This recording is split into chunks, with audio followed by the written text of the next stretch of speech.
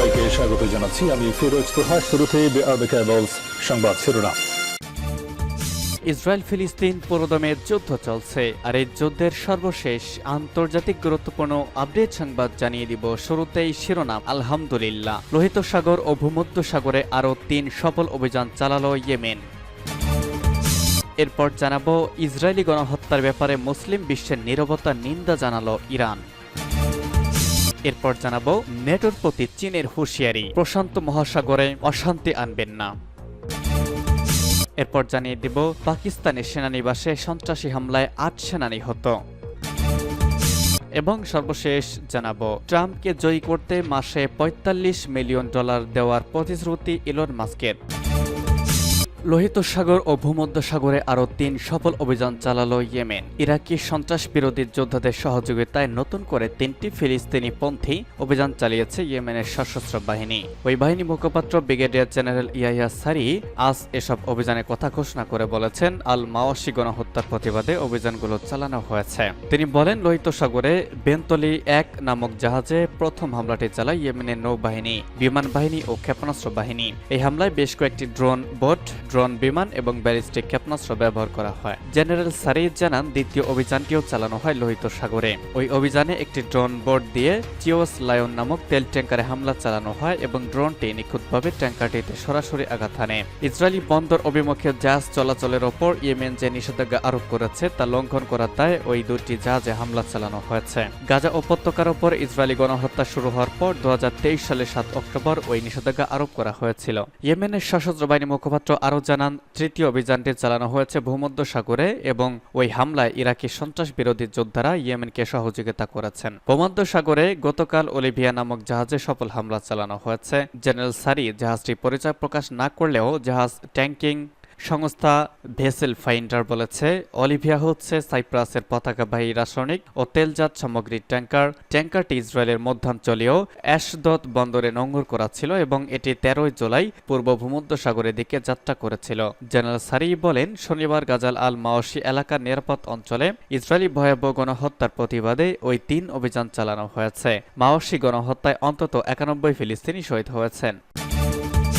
Israeli গণহত্যার ব্যাপারে মুসলিম বিশ্বের নীরবতার নিন্দা জানালো ইরান। গাজা উপত্যকার ফিলিস্তিনি জনগণের বিরুদ্ধে ইহুদিবাদী ইসরায়েলের ভয়াবহ অপরাধযজ্ঞের পাশাপাশি এ ব্যাপারে আন্তর্জাতিক সমাজ ও মুসলিম গুলোতে নীরবতা ও নিষ্ক্রিয় ভূমিকার কঠোর নিন্দা জানিয়েছে ইরান। ইরানের অন্তর্বর্তী প্রেসিডেন্ট মোহাম্মদ মোকবের তেহরানে এক বক্তব্যে এই নিন্দা জানিয়েছেন। তিনি বলেছেন, সাম্প্রতিক দিনগুলোতে মার্কিন সমরাস্ত্র ব্যবহার করে গাজায় গণহত্যা জোরদার করেছে ইহুদিবাদী ইসরায়েল। একই সঙ্গে গাজায় যুদ্ধবিরতি প্রতিষ্ঠার সকল আন্তর্জাতিক প্রচেষ্টা ব্যর্থ হয়েছে। প্রেসিডেন্ট মোকবের বলেন, গাজার চলমান অমানবিক পরিস্থিতি ইসরায়েল সরকারের অন্ধকারে অপরাধযজ্ঞের রেকর্ডে আরেকটি কলঙ্ক দাগ সৃষ্টি করেছে। গাজাবাসীকে রক্ষায় কোনো পদক্ষেপ নিতে ব্যর্থ হয় তিনি মুসলিম দেশের কড়া সমালোচনা করেন। ইরানের অন্তর্বর্তী প্রেসিডেন্ট এমন সময়ে বক্তব্য দিলেন যখন দখলদার ইসরায়েল পদ্ধতিগতভাবে গাজার আশ্রয় কেন্দ্র, স্কুল এবং জাতিসংঘের স্থাপনাগুলোতে একের পর এক হামলা চালিয়ে যাচ্ছে। রবিবারই গাজার নুসরাত শরণার্থী শিবিরে জাতিসংঘ পরিচালিত একটি স্কুলে ভয়াবহ বোমা হামলা চালায় ইহুদিবাদী সেনাবাহিনী।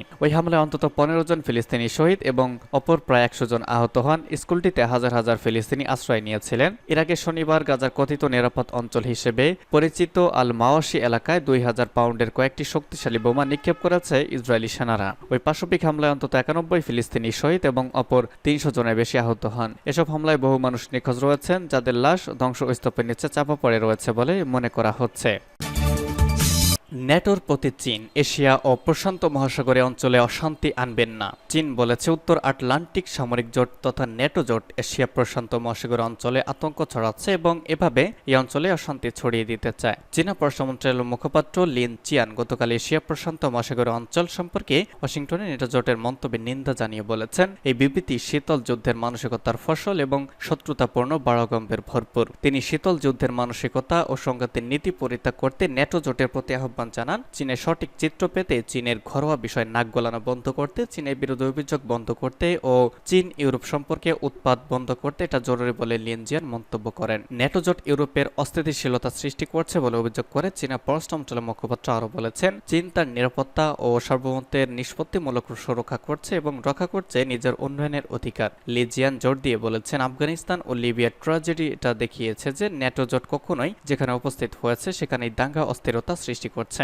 চীনা পররাষ্ট্রমন্ত্রী ওয়াং ই তার দেশের বিরুদ্ধে ন্যাটোর নেতাদের অভিযোগগুলোকে ভিত্তিহীন বলে উড়িয়ে দিয়ে বলেছেন, এই সামরিক সংস্থার উচিত নয় চীনের ঘরোয়া বিষয়ে হস্তক্ষেপ করা। ন্যাটোর নেতৃবৃন্দ সম্প্রতি ওয়াশিংটনে চলমান শীর্ষক বৈঠকে ইউক্রেন সংঘাতের ক্ষেত্রে চীনকে একটি গুরুত্বপূর্ণ প্রভাবক এবং আটলান্টিকের দুই তীরের সম্পর্কের ক্ষেত্রে একটি পদ্ধতিগত চ্যালেঞ্জ বলে মন্তব্য করেছেন। চীন এই অবস্থানে তীব্র প্রতিবাদ জানিয়েছে। চীনা সশস্ত্র বাহিনীর কেন্দ্রীয় কমিশনের জয়েন্ট চিফ অব স্টাফ এর ডেপুটি চেয়ারম্যান বলেছেন, মার্কিন যুক্তরাষ্ট্র আঞ্চলিক নিরাপত্তা ও শান্তির জন্য সবচেয়ে বড় হুমকি। তিনি বলেন, ওয়াশিংটন এশিয়া ও প্রশান্ত মহাসাগরীয় অঞ্চলে ন্যাটোর একটি নতুন সংস্করণ গড়ে তুলতে চায় যাতে এই অঞ্চলে মার্কিন আধিপত্য রক্ষা করা যায়।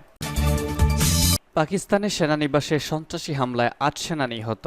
পাকিস্তানে সেনানিবাসে সন্ত্রাসী হামলার ঘটনা ঘটেছে, এতে ৮ সেনা সদস্য নিহত হয়েছেন। তবে দেশটির সামরিক বাহিনী এই হামলা নস্যাৎ করার দাবি করেছে। দেশটির খাইবার পাখতুনখোয়া প্রদেশের ৫২ সেনানিবাসকে লক্ষ্য করে ওই হামলা চালানো হয়েছে। আজ এক প্রতিবেদনে এই তথ্য জানিয়েছে পাকিস্তানি সংবাদ মাধ্যম এক্সপ্রেস ট্রিবিউন। প্রতিবেদনে বলা হয়েছে, গতকাল খাইবার পাখতুনখোয়া প্রদেশের ৫২ সেনানিবাসকে লক্ষ্য করে ১০ জন সন্ত্রাসী চালানো হামলায় ৮ সৈন্য নিহত হয়েছেন বলে পাকিস্তান সামরিক বাহিনী এক বিবৃতিতে জানিয়েছে। পাকিস্তানের সামরিক বাহিনীর ইন্টার সার্ভিস পাবলিক রিলেশনস জানিয়েছে, আক্রমণকারীরা সেনানিবাসে অনুপ্রবেশের চেষ্টা করেছিল, কিন্তু তাদের প্রতিহত করা হয়েছে, যার কারণে সন্ত্রাসীরা সেনানিবাসের প্রাচীরে ধাক্কা দেওয়ার মাধ্যমে বিস্ফোরক বোঝাই গাড়ির বিস্ফোরণ ঘটায়। বিবৃতিতে বলা হয়েছে, আত্মঘাতী বিস্ফোরণের ফলে প্রাচীরের একটি অংশ ধসে পড়ে এবং পার্শ্ববর্তী অবকাঠামো ক্ষতিগ্রস্ত হয়, যার ফলে ৮ সৈন্য নিহত হন। নিহত সেনারা হচ্ছেন পাকিস্তান সেনাবাহিনীর নায়েব সুবেদার মোহাম্মদ শেহজাদ, হাবিলদার জিল হুসাইন, হাবিলদার শাহজাদ আহমেদ, সিপাহী আশফাক হোসেন খান, সিপাহী সোবহান মজিদ, সিপাহী ইমতিয়াজ খান, সিপাহী আরসালান আসলাম এবং ফ্রন্টিয়ার কনস্টেবলের ল্যান্স নায়েক সবজ আলী। আইপিআইএস এর জানিয়েছে, পাকিস্তানি সৈন্যরা কার্যকরভাবে সন্ত্রাসীদের জবাব দিয়েছে এবং যার ফলস্বরূপ পরবর্তী অভিযানে ওই ১০ জন সন্ত্রাসী নিহত হয়েছে। বিবৃতিতে বলা হয়েছে, নিরাপত্তা বাহিনীর এই সময় উপযোগী এবং কার্যকর প্রতিক্রিয়ায় বড় বিপর্যয় ঠেকিয়ে দিয়েছে এবং মূল্যবান নিরাপরাধ জীবন বাঁচিয়েছে। নিরাপত্তা বাহিনীর বীরত্বপূর্ণ এবং নিঃস্বার্থ এই পদক্ষেপ সন্ত্রাসবাদের বিরুদ্ধে লড়াইয়ে সেনাদের নিরলস সংকল্পের প্রমাণ। ট্রাম্পকে জয়ী করতে মাসে $৪৫ মিলিয়ন দেওয়ার প্রতিশ্রুতি ইলন মাস্কের। টেক রিপাবলিকান ইলন মাস্ক বলেছেন, তিনি মার্কিন প্রেসিডেন্ট নির্বাচনে ডোনাল্ড ট্রাম্পকে সমর্থনকারী একটি নতুন তহবিলে প্রতি মাসে প্রায় $৪৫ মিলিয়ন প্রতিশ্রুতি দেওয়ার পরিকল্পনা করছেন। ওয়াল স্ট্রিট জার্নাল একথা জানিয়েছে। তিনি টেক বিলিনিয়ার।